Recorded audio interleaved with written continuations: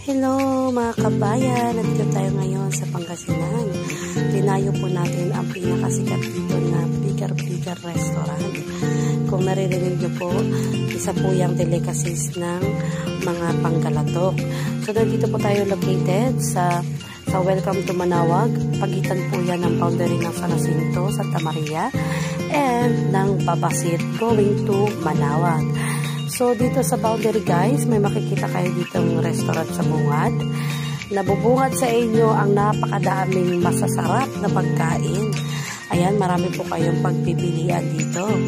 So, from seafood, sa gulay, and sa kanilang pinagmamalaking pigar-pigar, and yung kles-kles, dinakdakan, and kilawin. Ito guys, marami kayong pagpipilian dito. Marami po ditong